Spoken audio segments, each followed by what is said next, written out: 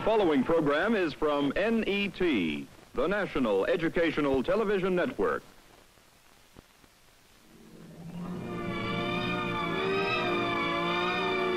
The legend of the antebellum South. Elegant Neo-Grecian mansions. Coquettish belles under the magnolias. Dancing with young men, gallant and reckless, ready to duel for a lady's honor. The kindly master ruling his kingdom with justice and humanity, and served by his faithful, contented lackeys.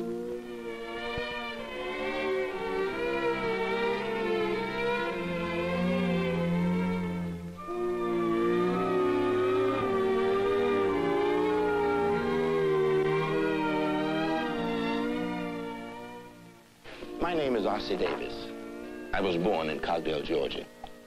The South and the Southern way of life has always been an enigma, a kind of sphinx on the American land, one writer said. White people speak of their way of life with pride and affection. But one white man from Maryland, H.L. Mencken, wrote, fundamentalism, Ku Kluxery, revivals, lynchings, Hogwalla politics, these are the things that always occur to a Northerner when he thinks of the South. What is the Southern way of life? Is it based on the myth or the reality of the past?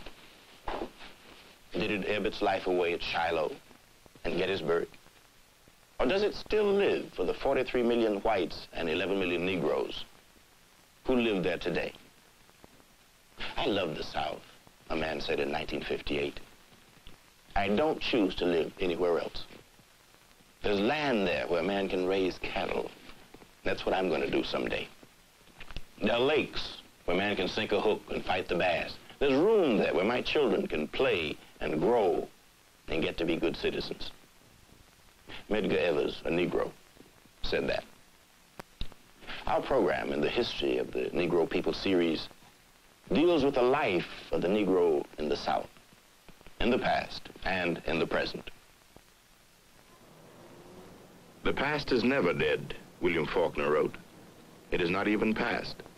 This is Oxford, Mississippi, where the past is preserved in granite monuments that record a tragic and glorious history. But in Oxford, the past lives beyond images etched in stone. It survives in the memories and in the myths of its people. Yet Oxford is an ambitious community facing the promise and the problems of the 20th century. Perhaps Oxford can best be described by its mayor. Oxford consists of some fine people, both colored and white. It's a town of about 6,000 people, people that like to tend to their own business, and they like to try to help in every way possible in the civic affairs, in the church affairs, and try to build a better community. Oxford is, in my opinion, is one of the finest little communities to raise a family. We've been used to more or less a segregated life. This is something that that our colored people here are adjusted to. They are happy and they're well satisfied. A lot of them depend largely upon the white.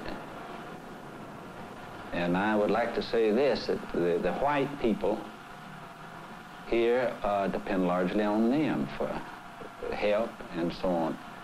And they will go to their aid. That's what the colored people like. They like someone that if they get in trouble, sickness, that church should burn or something. The white people here step in and they help them out, and the colored people appreciate it. There are 1,600 Negroes in Oxford, mostly unskilled, and there are few jobs except as janitors, cafeteria, and yard workers. In the Negro quarter, large families live in 2 and 3 rooms.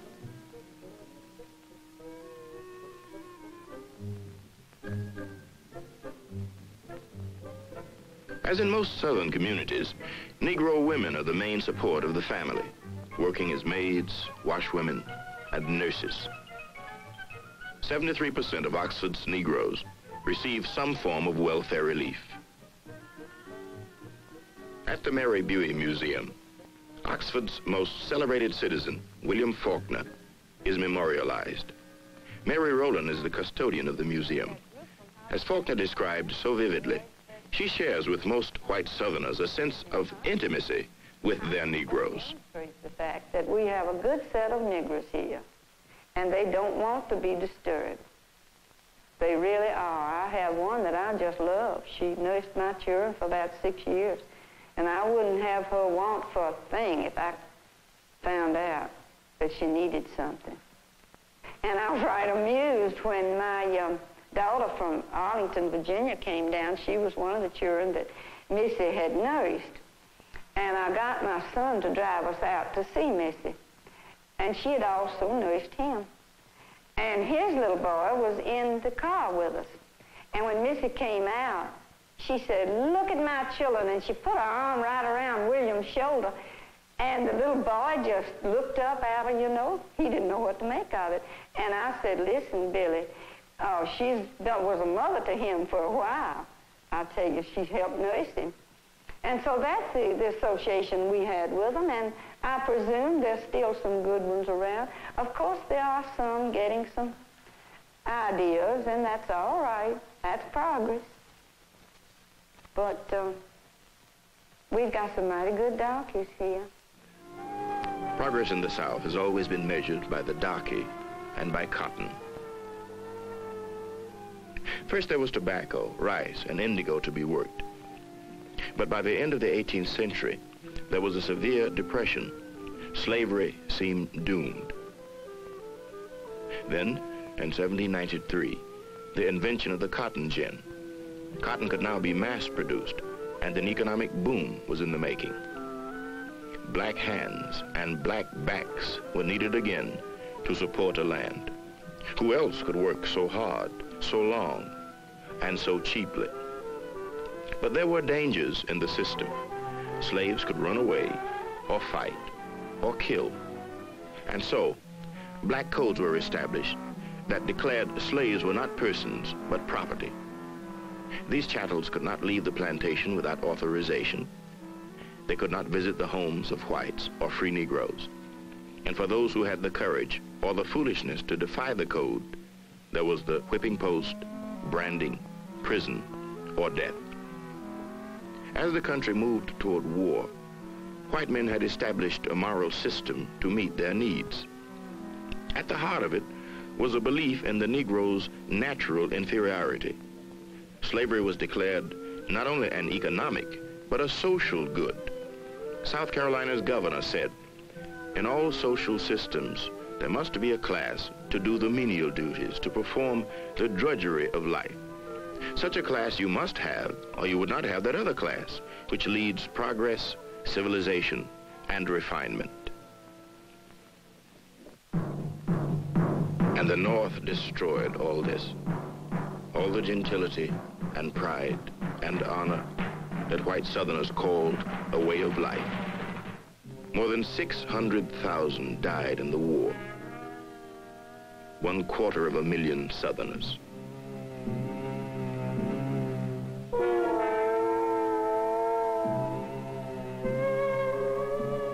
Black men also fought and died. Of 186,000 Negroes who enlisted in the Union Army, 38,000 died. The South lay devastated. "Hell has laid her egg," said a Georgian visiting Atlanta. "Right here it hatched." Galveston, a reporter said, was a city of dogs and desolation, utterly God-forsaken. After the Civil War, everybody in this country, in the Mississippi Delta, was bankrupt. All the chattels were gone, the cotton, and whatever cotton had been ginned, stored, was burned, and this country was destitute. And of course the slaves, the freed Negroes were just as destitute as the landowners. And they were both in a pretty difficult situation. 4 million Negroes were free. Free under the Federal Reconstruction Acts for the first time to own their own homes. Free to go to school. Free to vote and hold public office. The first mixed jury in the South was empaneled for the trial of Confederate President Jefferson Davis. Half of the jurors were Negroes. Before 1901, 22 Negroes were elected to Congress. There were 2 Negro senators from Mississippi. 33-year-old Blanche K. Bruce was one. John Mercer Langston, a Negro abolitionist, who became a representative from Virginia. B.S. Pinchback, acting governor of Louisiana. There was graft and corruption. But during this time, Negroes were influential in passing bills for free public schools, abolished property qualifications for voting, and ended use of the whipping post and branding iron. Today, these laws still exist for everyone but the Negro. I think the thing that Reconstruction did was not as important as the fact that the slave was now free, and a place had to be found for him. And the number, the sheer number, you see, of these untrained people, well, it was a tremendous problem. A tremendous problem that has always haunted the South. Jobs for Negroes. Negroes who were often stronger, more capable for the work required. A laborless, landless, and homeless class, Lincoln called them, caught in a hazy realm between bondage and freedom. But in 1866, Union General Hatch said, "At issue in the South is not what shall be done with the Negro, but what shall be done with the whites." They were the victims of poverty and poor land, of malaria and hookworm, about whom the Negroes used to sing, "You can't make a living on sandy land. I'd rather be a nigger than a poor white man." And to these whites, there was horror at the specter of black supremacy, blacks winning control and competing for what had been exclusively theirs, lands, homes, and jobs. Birth of a Nation, a movie classic produced in 1915, dramatized what had now become the prevalent white attitude, the fear of incompetent, criminal, and savage Negroes who, with federal bayonets, ravaged an innocent South.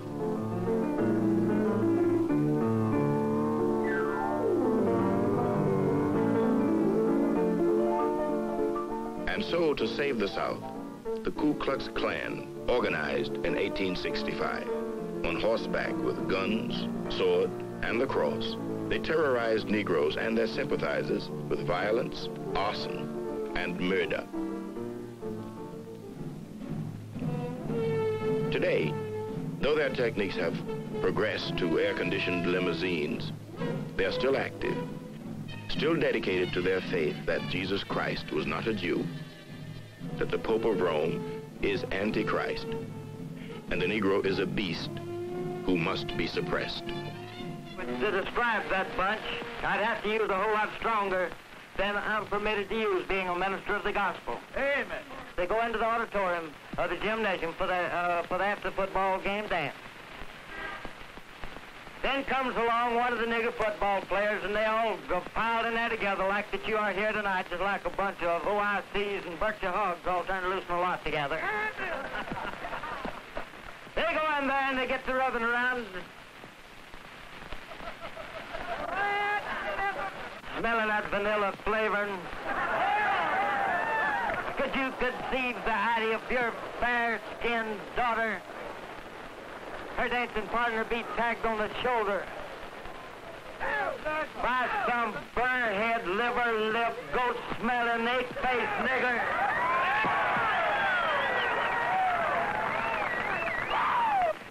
Can you conceive such a thing?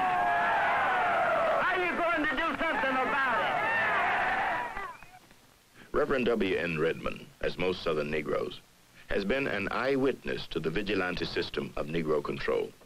At 14, he remembers the punishment of a Negro father and son who had killed a white man's dog. They took him and put him in jail, and they beat him.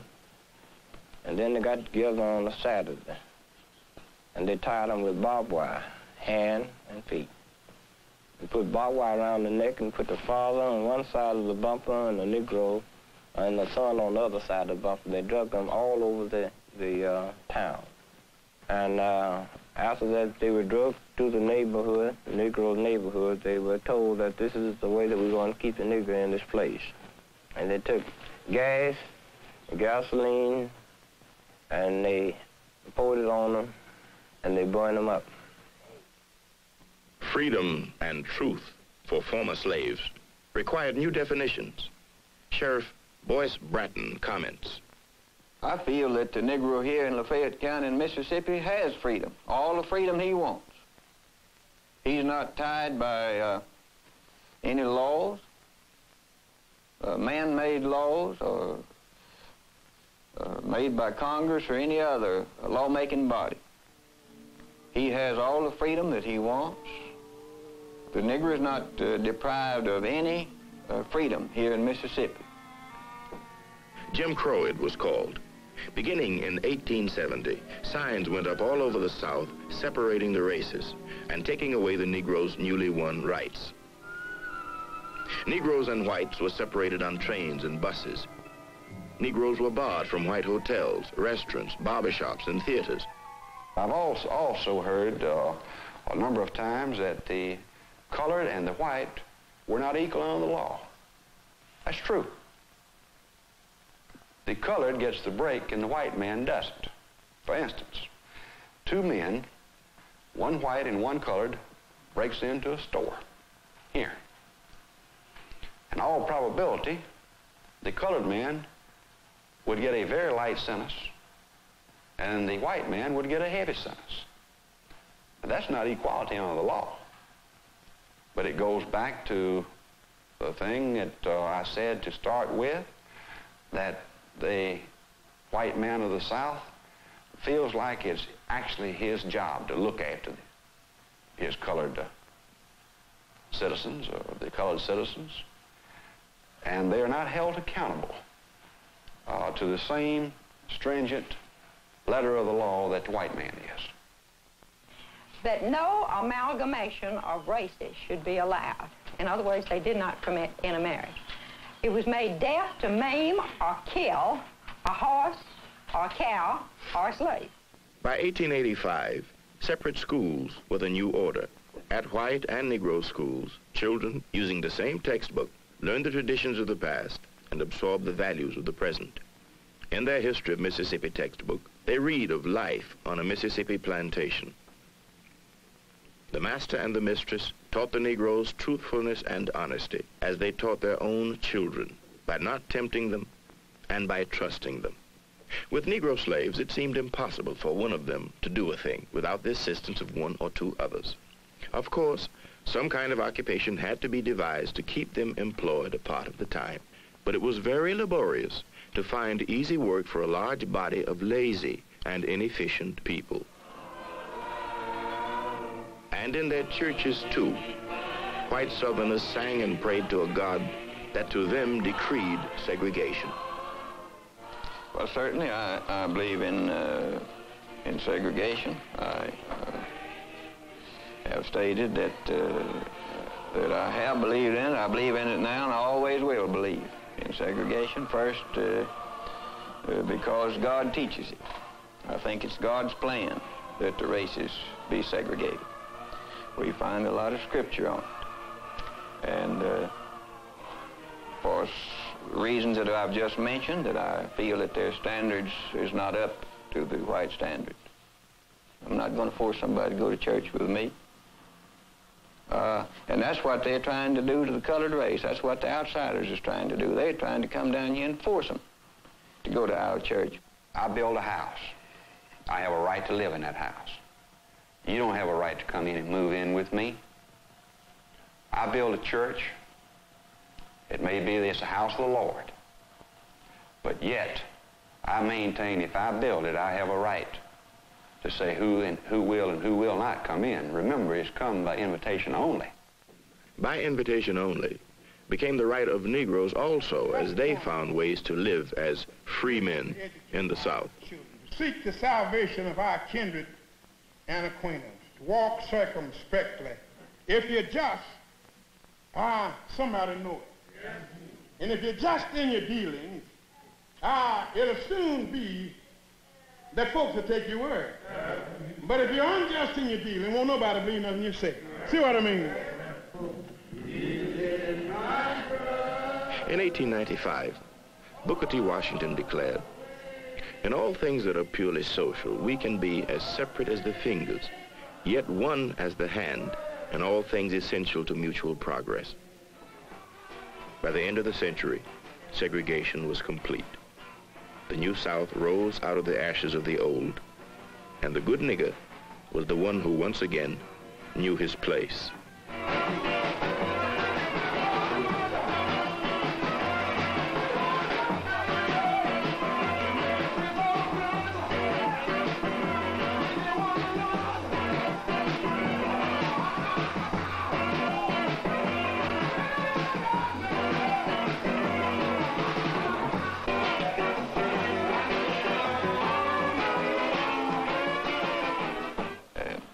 But as a rule, they are a very happy people.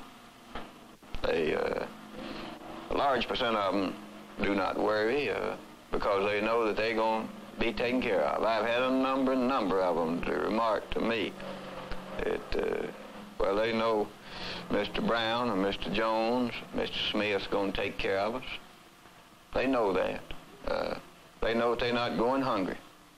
And they're not going to need for clothes as long as they'll work and do halfway right. They know that they're going to be taken care of. So they have no worries.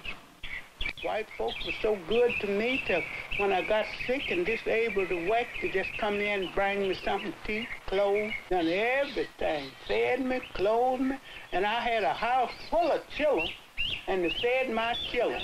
Yes, sir, I've been working all of my life, and the white folks raised me. Mister, I tell you the truth, I don't know what in the world I'd do without white folks. Now, that's the truth. And, misters, I'm just a white folks nigger. I'm a nigger, and all of my children's a nigger. And all this community in here of Mississippi recognize, appreciate it, and work for the white folks. The Negro is not a part of my family. As a result, I don't elect to have him sit and eat with me. As a result, I don't elect to have him belong to a club that I may belong to. I don't elect to... For Judge Obar, as for most Southern whites, out of the past has come a philosophy he calls the Southern way of life.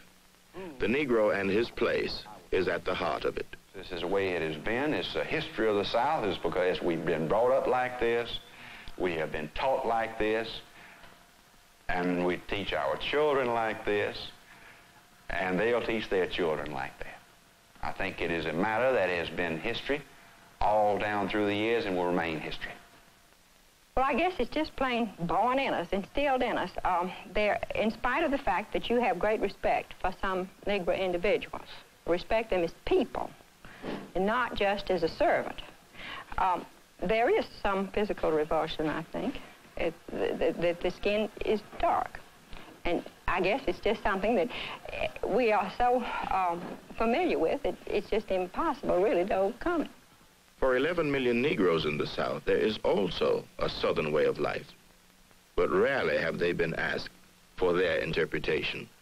Well, the white man fears this, that if the Negro get equal education, then he will be out of his reach to do the job that he heretofore have done for him, and he figured that he was going to have to pay the Negro equal salary that he would have to pay the other boy, which actually is not the skin of the Negro that the white man dreads. It's the Negro is going to demand the dollar that the white man demands. The Southern way of life for the Negro woman means that she is addressed all the time by her first name, or she's called auntie, or she's called girl by the other race. And the Southern way of life often means that our children wear some of the things that have been given by others. Now, a lot of times these are good things, and they are highly appreciated.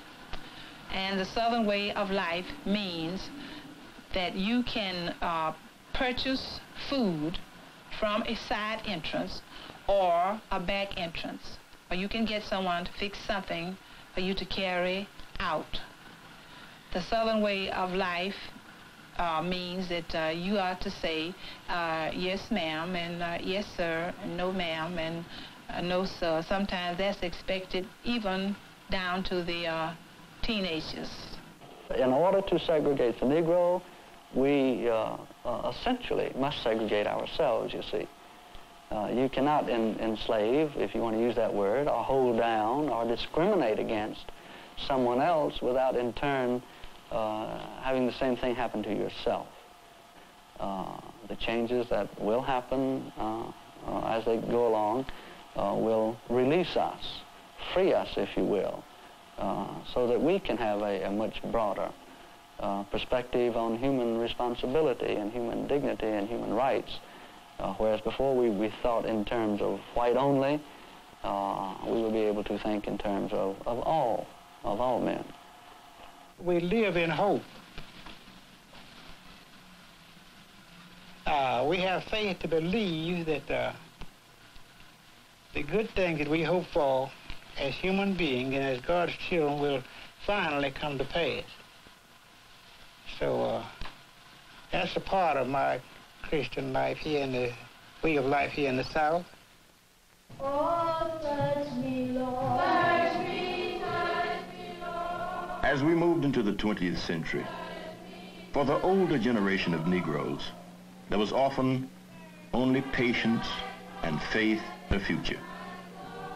But in the middle of the 20th century, for the younger Negroes, something else was stirring. Something that would change the South and the Southern way of life. Something that was a long time a-coming and was too explosive to contain. Touch me, Lord. I want to be home.